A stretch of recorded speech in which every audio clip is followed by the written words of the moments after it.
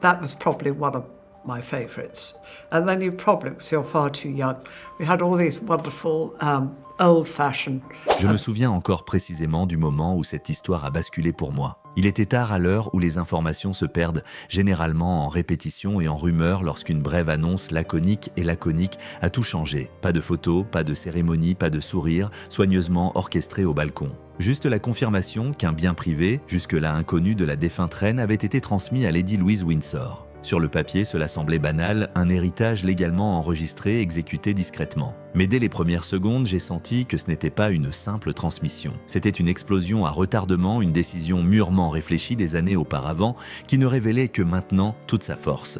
Ce qui m'a immédiatement frappé, ce n'était pas tant le nom de l'héritière que le silence qui l'entourait. À une époque où chaque geste de la famille royale est filmé, photographié et commenté, cette mutation était presque provocatrice par son invisibilité. Aucun journaliste aux aguets, aucune source proche du palais pour livrer son analyse. C'est précisément cette absence de spectacle qui m'a interpellé. Car au sein de la monarchie, le silence est rarement synonyme d'insignifiance.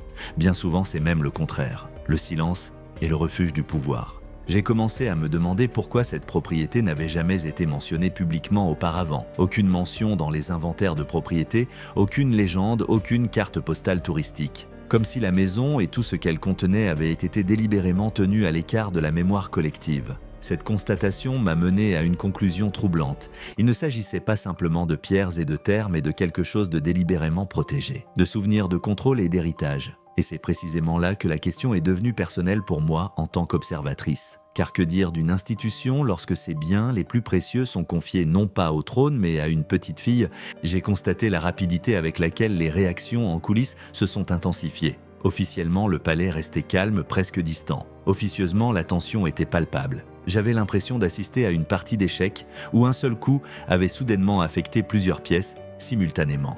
La question n'était pas de savoir s'il y aurait des conséquences, mais quelle en serait l'ampleur. Car dans une famille où le statut social est primordial, ce choix impliquait un remaniement silencieux de la hiérarchie morale. Ce qui m'a particulièrement interpellé, c'est le moment choisi. Pourquoi maintenant? Pourquoi pas immédiatement après la mort de la reine, mais des années plus tard, alors que la monarchie était déjà ébranlée par le doute public, les tensions internes et une confiance déclinante? J'ai commencé à y voir une déclaration posthume, une ultime intervention de celle qui connaissait son institution mieux que quiconque. Une manière de donner le cap sans avoir à prononcer un seul mot. N'est-ce pas là la forme de pouvoir la plus royale, agir sans explication?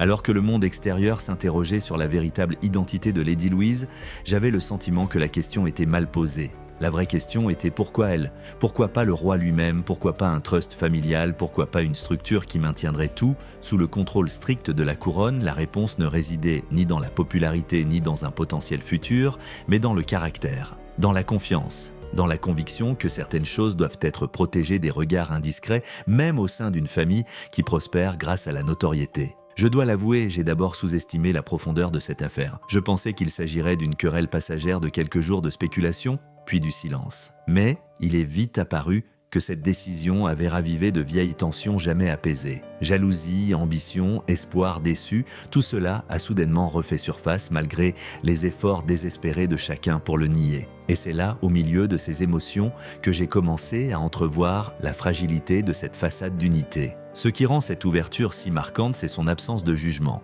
Personne n'a été publiquement rejeté, personne n'a été accusé. Et pourtant, on avait le sentiment qu'une limite avait été définitivement fixée. Comme si la reine défunte avait dit d'un seul trait « jusqu'ici et pas plus loin ». Cette idée m'a hanté. Combien de fois avons-nous l'occasion d'observer de près comment une institution se corrige, non par des lois ou des discours, mais par un choix personnel? Je me demandais sans cesse si c'était aussi un message adressé au public. À une époque où tout est expliqué, défendu et mis en scène, elle a choisi l'inverse. Aucune explication, aucune justification, seulement l'exécution. C'était peut-être là la leçon, tout ce qui a de la valeur n'est pas fait pour être compris. Certaines choses doivent simplement être confiées. Mais à qui les confier et pourquoi ? En relisant mes notes ce premier soir, j'ai compris que cette histoire ne s'arrêterait pas dans une maison des Highlands écossaises. C'était le début d'un changement plus profond, une redéfinition de la véritable signification de l'héritage au sein de la monarchie. non seulement sur le plan matériel, mais aussi moral. Et dès lors, qui décidera de ce qui compte vraiment désormais, alors que la poussière retombée après l'annonce initiale, une seconde dimension de cette histoire a commencé à se dessiner pour moi. Derrière le silence officiel, un schéma se dessinait qui n'avait rien de fortuit. Il s'agissait d'une campagne longue et minutieusement orchestrée, et Camilla en était le pivot.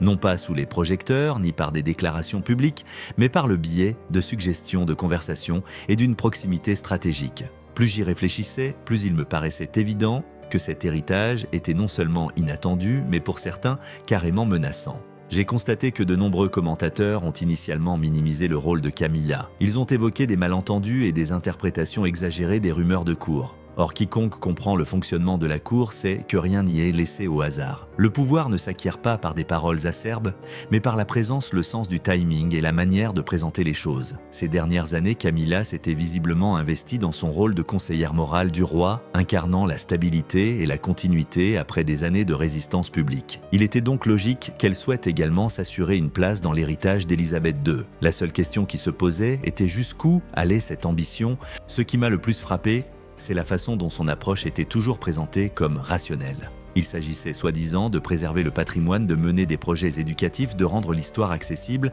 à un public plus large. De belles paroles difficiles à contester. Mais sous cette façade se cachait autre chose, le contrôle. Car celui qui décide de ce qui constitue le patrimoine qui y a accès et qui détient les clés, décide en fin de compte de l'histoire qui est racontée. Et dans une monarchie, les histoires ont autant de valeur que la terre ou les titres. J'ai commencé à percevoir des liens entre les initiatives précédentes et cette tentative avortée. Exposition, commémoration, moments soigneusement choisis où Camilla était visiblement associée à l'héritage de la reine défunte. Toujours subtilement, jamais ouvertement. Cela ressemblait presque à une préparation à une normalisation de l'idée qu'elle était la personne désignée pour gérer ce passé. Dans ce contexte, la décision de lui interdire l'accès à Grey House apparaissait non seulement comme un choix juridique, mais aussi comme un rejet délibéré d'un récit déjà en train de se construire. Ce qui m'a particulièrement touché, c'est la manière dont la résistance s'est manifestée. Non pas ouvertement, non pas par des confrontations, mais par des atermoiements. Des réunions ont été reportées, des recommandations réexaminées, des détails juridiques soudainement devenus primordiaux. Ce sont là les signes d'un système qui se protège. Les propositions de Camilla ont été rejetées non pas parce qu'elles étaient mauvaises, mais parce qu'elles auraient trop modifié la répartition du pouvoir sur le passé. Et ce passé n'était manifestement pas destiné à être redéfini autour de sa position.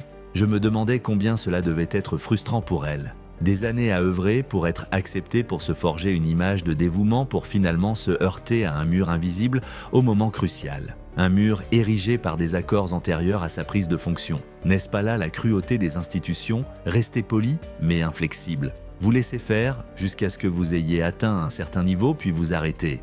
Ce qui m'a interpellé, c'est l'absence de toute tentative de réinterprétation publique de la décision. Aucun contre-discours, aucune fuite remettant en cause la compétence de Louise. Cela m'a indiqué que la défaite était plus profonde que ce que l'on voulait bien admettre, car quiconque croit vraiment pouvoir gagner donnera sa version des faits. Or ici, le silence régnait. Un silence qui laissait entendre que les cartes juridiques et morales avaient été depuis longtemps rebattues. J'ai commencé à me demander si Camilla avait anticipé ce dénouement. Peut-être, mais peut-être pas entièrement. L'espoir est tenace, surtout lorsqu'on croit que le dévouement et la loyauté seront finalement récompensés. Mais la monarchie ne fonctionne pas selon ce principe. Elle récompense non pas l'effort, mais l'aptitude selon ses propres critères souvent tacites. Et en l'occurrence, ce critère semblait reposer sur la discrétion, la distance par rapport au pouvoir et la capacité à résister à la tentation de le diriger. Cela m'amène à une réflexion troublante, était-ce aussi un avertissement? Non seulement à Camilla, mais à tous ceux au sein du système qui pensent que la proximité du trône donne automatiquement accès à tout ce qui s'est passé auparavant. Peut-être que Grey House était en réalité conçu comme un contrepoids. Un rappel que certains pans du passé ne sont pas partagés, même avec ceux qui sont actuellement au sommet. Qu'est-ce que cela révèle sur la confiance au sein de la famille? En comparant ces schémas, j'ai senti l'histoire se complexifier. Il ne s'agissait pas d'un simple affrontement de personnalités, mais d'un conflit structurel entre pouvoir visible et autorité tacite. Et dans ce conflit, Camilla, malgré sa position, avait perdu. Non pas par incompétence, mais parce qu'elle était trop visible, trop impliquée, trop présente.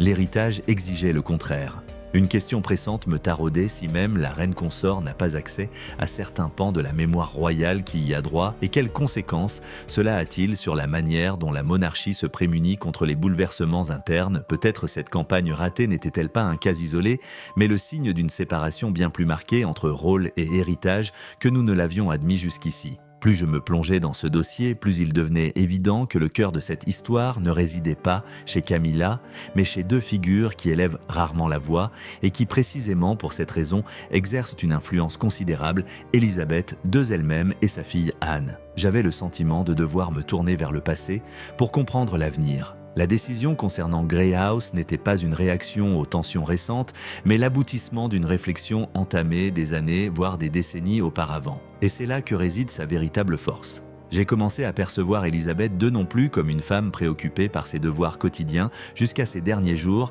mais comme une stratège de long terme. Une femme qui savait que sa mort ne mettrait pas fin à son influence, pourvu qu'elle prenne les bonnes décisions au préalable. L'idée qu'elle ait décidé tardivement, sous le coup de l'émotion ou de la spontanéité de léguer Grey House à Louise, devenait de moins en moins crédible. Tout indiquait qu'il s'agissait d'un arrangement mûrement réfléchi, juridiquement irréprochable et moralement justifié, comme si elle pressentait que certaines tensions surgiraient inévitablement après sa disparition. Ce qui m'a le plus frappé, c'est le rôle d'Anne. Dans le discours public, on la considère souvent comme respectable, consciencieuse, voire un peu fade. Pourtant, quiconque comprend sa situation sait qu'elle est le pilier moral de la famille. Non pas parce qu'elle est la plus puissante, mais parce qu'elle est constante. Anne semble vivre selon une règle simple, ce qui est juste, et non ce qui est commode. Dans un monde saturé de symboles, c'est rare, et c'est peut-être précisément pour cela que c'est si menaçant pour ceux qui sont habitués à des interprétations plus souples. J'ai constaté comment l'implication d'Anne a servi de rempart non seulement juridiquement, mais aussi émotionnellement. Elle était la seule à savoir ce que sa mère désirait vraiment, indépendamment des protocoles et des attentes du public. Cela ne la rend pas infaillible, mais cela lui confère une grande crédibilité. Lorsqu'elle pose une limite, ce n'était pas sur un coup de tête. C'est parce que cette limite existait déjà. Et dans le cas de Grey House, cette limite était on ne peut plus clair, cette propriété n'appartenait ni à la couronne, ni au monarque régnant, et certainement pas à quiconque avait intégré la famille par alliance. Ce qui m'a fasciné, c'est la distinction qu'Élisabeth II semblait faire entre pouvoir et confiance. Le pouvoir est temporaire, dépendant du rôle et du contexte. La confiance, en revanche, est personnelle et durable. En confiant Grey House à Louise, elle a aboli la frontière institutionnelle. Elle a choisi non pas l'héritière désignée, mais celle qui, selon elle, était la moins susceptible d'utiliser l'héritage à son propre avantage. Il ne s'agit pas d'une vision romantique, mais d'une analyse lucide du comportement humain. J'ai commencé à comprendre qu'Anne était essentielle. Elle était la gardienne de cette confiance, non pas en la défendant bruyamment, mais simplement en l'appliquant. Pas d'interview, pas d'explication, juste des actes, c'est peut-être la forme de loyauté la plus constante. Et cela m'a permis de comprendre pourquoi les tentatives d'influencer cette décision étaient vouées à l'échec. On peut négocier sur la politique, la représentation, les apparitions publiques. Mais on ne peut pas négocier la volonté finale de quelqu'un qui a déjà tout inscrit légalement et moralement. Ce qui m'a également frappé, c'est la façon dont ce choix s'inscrit dans la continuité des actions d'Élisabeth II. Elle a toujours eu un don pour cerner le caractère. Non pas celui des personnes les plus en vue, mais celui des moins enclines à se mettre en avant. Cela explique nombre de ses relations, de ses préférences, de ses silences. Grey House m'est soudain apparu comme le prolongement de cette philosophie. Un lieu conçu pour rester invisible et donc confié à une personne qui n'a nul besoin d'être vue. Cette prise de conscience a radicalement changé ma perspective sur la question. Il ne s'agissait plus de savoir qui avait perdu, mais qui avait été choisi pour protéger quelque chose. Protéger de quoi ? De la réinterprétation du réemballage, de la tentation d'instrumentaliser l'histoire pour légitimer le pouvoir actuel. C'est une lourde responsabilité, et c'est peut-être précisément pour cela qu'elle n'a pas été confiée à une personne ayant des ambitions politiques. Une question demeurait pourtant. Est-il juste de faire peser un tel fardeau sur une jeune femme simplement parce qu'on la considère digne de confiance ? La confiance peut aussi être un fardeau. Élisabeth II devait le savoir. Et pourtant, elle fit ce choix. Cela laisse supposer qu'elle croyait Louise non seulement capable de supporter ce fardeau, mais aussi d'y échapper si nécessaire. Qu'elle se permettrait de dire non, même contre toute attente. J'ai commencé à soupçonner que ce serait peut-être l'héritage le plus radical qu'Élisabeth II puisse laisser. Ni titre, ni trône, ni pouvoir officiel, mais la légitimité de fixer des limites. Anne l'avait compris. C'est pourquoi elle a défendu cette décision sans effets théâtraux. Elle savait que l'expliquer ne ferait que détourner l'attention de l'essentiel. Et peut-être savait-elle aussi que certaines choses perdent de leur force une fois dites. Tout bien considéré, je ne vois pas de conflit dans cette partie de l'histoire, mais une transmission. de mère en fille, de génération en génération, du pouvoir visible à l'autorité silencieuse. Et je me demande combien de personnes au sein de la monarchie comprennent vraiment que c'est là le cœur du problème. Dès l'instant où j'ai commencé à comprendre les liens entre Élisabeth de Zanne et la maison Grey, mon regard sur Lady Louise elle-même a changé. Jusque-là, elle était pour moi une figure périphérique, une personne rarement vue et donc facilement sous-estimée. Mais plus j'analysais sa position, plus il devenait évident que cet héritage ne l'avait pas transformé soudainement, mais avait révélé quelque chose qui était déjà présent. J'avais l'impression d'assister à une transformation imperceptible qui se déployait lentement. J'ai repensé aux premières apparitions publiques de Louise. Toujours modeste, presque timide, sans l'éclat ostentatoire souvent associé aux membres de la famille royale. Pendant des années, cela avait été perçu comme insignifiant, voire comme une faiblesse. Désormais, je le voyais différemment. Et si cette réserve n'était pas un défaut mais un choix, et si elle avait compris très tôt que la visibilité au sein de ce système n'est pas toujours synonyme d'influence, et que le silence offre parfois plus d'espace pour observer, comprendre et évoluer.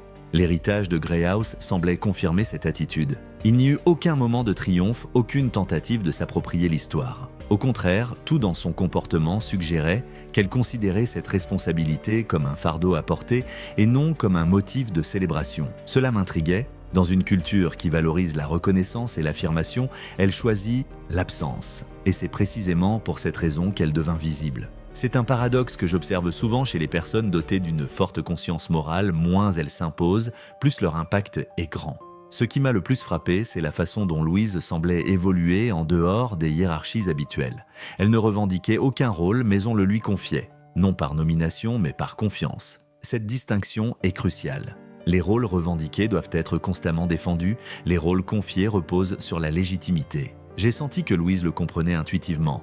Elle parlait non pas de droit, mais de devoir, non pas de possession, mais de sollicitude. Ce ne sont pas des mots qui résonnent souvent dans le discours public, mais au sein d'une monarchie, ils revêtent une signification profonde. J'ai aussi remarqué comment sa présence suscitait quelque chose chez les autres. Pas seulement de l'admiration, mais aussi un certain malaise, car son attitude implicitement renvoyait la balle. Elle montrait qu'on n'a pas besoin de titre pour dégager de l'autorité ni de tribune pour se faire entendre. Pour celles et ceux qui ont œuvré pendant des années pour gagner en visibilité et en reconnaissance, cela peut être déstabilisant. Cela oblige à se demander qu'est-ce qui compte vraiment, qui l'on est ou comment l'on est perçu. Dans les conversations avec ceux qui la connaissaient intimement, un même mot revenait sans cesse sérieuse. Non pas stricte ni distante, mais sérieuse dans son approche des responsabilités. Comme si elle comprenait pleinement que ce qui lui avait été confié la dépassait. Dès lors, Grey House devint moins un lieu qu'un symbole. Un ancrage de mémoire, de silence et de continuité. Et Louise en devint la gardienne non par choix, mais parce qu'on la jugeait apte à l'assumer. Ce qui me hantait, c'était la question de savoir comment elle-même vivait ce fardeau. A-t-elle la possibilité de douter, de résister, ou se sent-elle irrémédiablement liée à ce rôle? J'imagine que cette tension est omniprésente.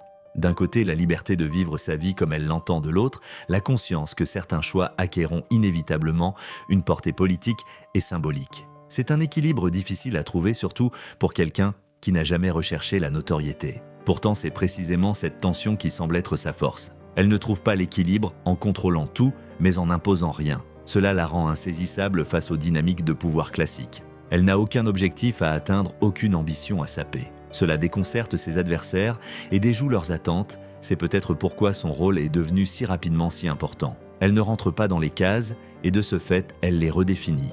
J'ai commencé à comprendre que la transformation de Louise ne réside pas dans un changement visible, mais dans une reconnaissance. Ce n'est pas elle qui a changé, mais le contexte. Ce qui était autrefois perçu comme discret est désormais considéré comme de l'intégrité. Ce qui était considéré comme de la retenue est maintenant perçu comme de la sagesse. Cela en dit autant sur l'état de la monarchie que sur sa personnalité. Peut-être l'institution était-elle prête pour quelqu'un qui ne cherche pas à diriger, mais plutôt à préserver. Au fil de mes observations, une question inévitable s'est posée. Si Louise symbolise une nouvelle forme d'autorité morale, qu'est-ce que cela signifie pour le reste du système? Une institution qui a fonctionné pendant des siècles selon la hiérarchie et le cérémonial peut-elle s'adapter à une telle autorité discrète ou tentera-t-elle de la contenir, de la formaliser et par là même d'en neutraliser le pouvoir? Pour moi, c'est le tournant de l'histoire. Non pas parce que Louise se retrouve soudainement au centre de l'attention, mais parce qu'elle démontre qu'il existe d'autres formes de pouvoir que celui que nous connaissons. Des alternatives peut-être moins spectaculaires mais plus durables. Et cela soulève une question qui dépasse sa personne. Sommes-nous prêts à reconnaître et à apprécier cette forme d'autorité, même si elle nous met mal à l'aise?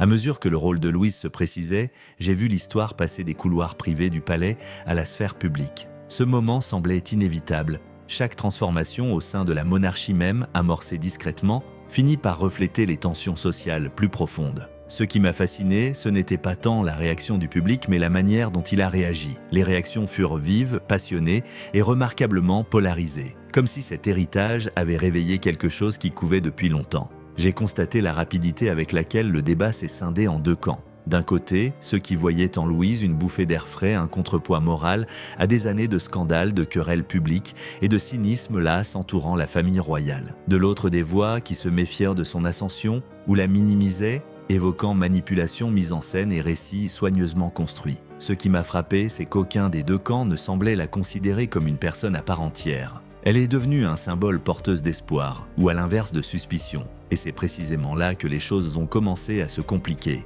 Les médias ont joué un rôle prévisible mais néanmoins perturbateur. Certains journaux l'ont immédiatement encensé comme la conscience silencieuse de la monarchie, tandis que d'autres cherchaient des contre-récits, des motivations cachées et des signes de conflits internes. J'ai vu des titres qui reflétaient davantage les craintes des journalistes que Louise elle-même. On avait l'impression que chacun avait besoin d'elle pour conforter sa propre position. Mais qui en réalité prêtait attention à ce qu'elle faisait ou ne faisait pas?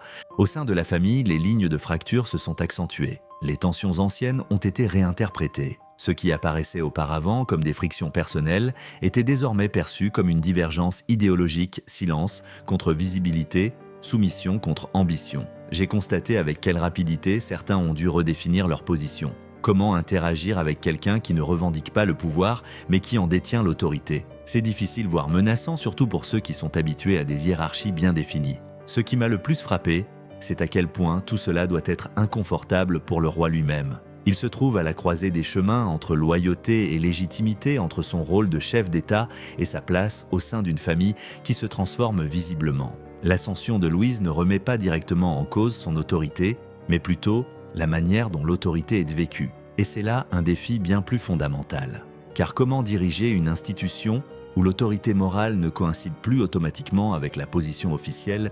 Hors des murs du palais, le débat s'est encore amplifié. Chacun projetait sur Louise ses propres désirs et frustrations. Pour certains, elle incarnait un retour à des valeurs que l'on croyait perdues, la modestie, le sens du devoir, la retenue. Pour d'autres, elle rappelait un système qui échappe au contrôle démocratique, aussi sympathique que puisse paraître la figure. J'ai trouvé fascinant qu'une seule personne puisse susciter des réactions si diverses sans rien faire de provocateur. C'est peut-être là le nœud du problème, son silence laisse place à l'interprétation. J'ai commencé à me demander si ces clivages ne vont pas bien au-delà de la simple monarchie. Ils soulèvent une question de société plus vaste. Aspirons-nous à des dirigeants visibles, francs et présents sur toutes les tribunes? Ou à des personnalités plus discrètes qui ne justifient pas tout, mais agissent selon leur intuition? Louise est devenue malgré elle un cas d'étude pour cette question. Et les réactions ont montré à quel point nous sommes divisés sur ce sujet. Ce qui rend cette phase de l'histoire si tendue, c'est qu'il n'y a pas d'issue facile. On ne peut pas forcer Louise à s'exprimer davantage sans affaiblir son influence.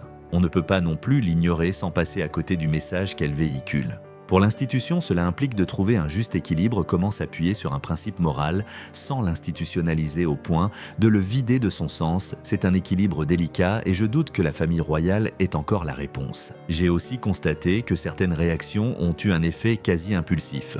Accusations de manipulation d'intentions cachées, de construction d'images soigneusement orchestrées. Elles trahissent une profonde méfiance envers toute forme de pouvoir occulte. Comme si nous ne croyions qu'à ce qui crie et que tout ce qui murmure soit suspect par définition. Cela en dit peut-être plus long sur notre époque que sur Louise. Avons-nous perdu la capacité de percevoir les nuances? En observant ces réactions, j'ai senti que l'histoire entrait dans une nouvelle phase. Il ne s'agissait plus de savoir à qui appartient Grey House, mais de ce que nous attendons des figures symboliques. De la rapidité avec laquelle nous encensons quelqu'un et de la rapidité avec laquelle nous voulons le détruire. Louise se trouve au centre de cette dynamique apparemment imperturbable, mais sans aucun doute consciente des forces qui l'attirent. Tout cela soulève une question incontournable. Une personne dans cette situation peut-elle rester fidèle au silence et à la retenue, sans finir par être engloutie par le système qui l'entoure, ou est-ce précisément cette tension qui définit son rôle et lui donne son sens? La réponse réside peut-être non pas dans le choix, mais dans l'acceptation du malaise que cette situation implique. En reconstituant les différentes strates de cette histoire, je suis inévitablement amené à envisager l'avenir. Non pas comme une prédiction absolue, mais comme un champ de possibilités ouvert par cet héritage. Il est clair pour moi que ce qui s'est passé ici est irréversible même si l'attention du public se détourne. Grey House n'est plus un simple incident, mais un point de repère. Cet événement a mis en lumière une réalité qui a toujours existé, mais qui était rarement aussi visible, la tension entre pouvoir formel et autorité morale au sein de la monarchie. Ce qui me frappe le plus, c'est que Louise, précisément par son refus d'endosser un rôle classique, a créé un espace nouveau. Elle démontre que l'engagement ne passe pas nécessairement par les titres, les protocoles ou la visibilité. C'est un message dérangeant pour une institution qui a fonctionné précisément sur ce principe pendant des siècles. Pourtant, il me semble inévitable que ce message continue de trouver un écho justement parce qu'il n'est pas imposé. Il existe tout simplement et avec persistance comme une alternative. J'entrevois plusieurs scénarios. Dans le premier, la monarchie tente d'intégrer cette forme d'autorité discrète sans la formaliser. Louise conserverait ainsi son rôle de référence morale sans obligation fixe ni agenda imposé. Cela exige de l'institution une maîtrise de soi sans précédent, elle, qui a l'habitude de tout structurer et de tout nommer. La question est de savoir si cela est possible ou si le besoin de contrôle finira par l'emporter. Dans un autre scénario, son rôle s'érode peu à peu sous l'effet de l'habitude. Ce qui paraît extraordinaire aujourd'hui devient normal et perd ainsi de sa force. Le silence n'est alors plus perçu comme une force mais comme une absence. C'est le risque de toute figure symbolique que son sens s'évapore à force d'être invoqué. Je me demande si Louise en est consciente et si elle est prête à un moment donné à prendre du recul pour préserver ce sens. Il existe aussi un scénario plus radical que je ne peux ignorer, que son exemple soit suivi que d'autres, au sein et en dehors de la monarchie, se sentent encouragés à aborder le pouvoir et la responsabilité différemment, en privilégiant l'intégrité plutôt que la visibilité. Ce serait le plus grand héritage que cette histoire puisse laisser et simultanément le plus menaçant pour les structures existantes. Car les systèmes changent rarement de l'intérieur sans résistance. Personnellement, c'est à ce moment précis que l'histoire dépasse le cadre de la famille royale. Elle soulève une question universelle: comment évaluer la valeur, à qui confier ce qui nous est précieux, et osons-nous le faire sans garantie, sans contrôle, sans reconnaissance immédiate. La position de Louise nous confronte à l'idée que la confiance n'est pas une récompense, mais un choix. Un choix qui comporte des risques, mais qui ouvre aussi la voie à l'authenticité. Je pense qu'Élisabeth II le savait. Elle avait compris que son influence finale ne résiderait pas dans le renforcement des structures existantes, mais dans leur subtile érosion juste assez pour permettre une évolution. Anne a mis cela en œuvre, Louise le vit aujourd'hui, qu'elle le veuille ou non. Et le reste de la monarchie ainsi que nous, simples spectateurs, devons en tenir compte. Ce qui me frappe, c'est que Louise ne semble jamais rechercher le consensus. Elle ne sollicite ni approbation, ni soutien. Elle agit, ou plutôt n'agit pas, et laisse les autres se débattre avec cette question. C'est peut-être là sa plus grande force. À une époque où chacun s'explique, se défend et polarise les opinions, elle choisit la constance sans explication. Cela invite à la réflexion non seulement sur son rôle, mais aussi sur nos propres attentes. À l'avenir, je ne vois pas de dénouement rapide. Cette histoire ne se terminera ni par une cérémonie ni par un titre. Elle s'étirera dans le temps perceptible, dans de petits choix, dans des moments d'absence, dans des refus, à peine remarqués, mais pourtant si significatifs. C'est peut-être là le nœud du problème. Ce n'est peut-être pas un nouveau chapitre en lettres capitales, mais une note de bas de page qui modifie lentement le texte principal. Je reste avec des questions auxquelles je préfère ne pas répondre. Une institution peut-elle apprendre à vivre avec une autorité morale qui résiste à la manipulation? Le silence peut-il survivre dans un monde qui réclame la transparence? Et peut-être la question la plus difficile, sommes-nous prêts à faire confiance à quelqu'un qui nous offre de la constance et non de la certitude? Quoi qu'il arrive, je suis certain que Grey House n'est pas qu'un lieu, mais une idée. Une idée qui vit aujourd'hui au-delà des murs et du mortier. Et tant que cette idée continuera de circuler, l'impact de cet héritage restera palpable. Ce n'est donc pas une histoire terminée, mais une histoire ouverte. Une histoire où l'avenir n'est pas figé, mais façonné par la façon dont nous prenons au sérieux cette transformation discrète.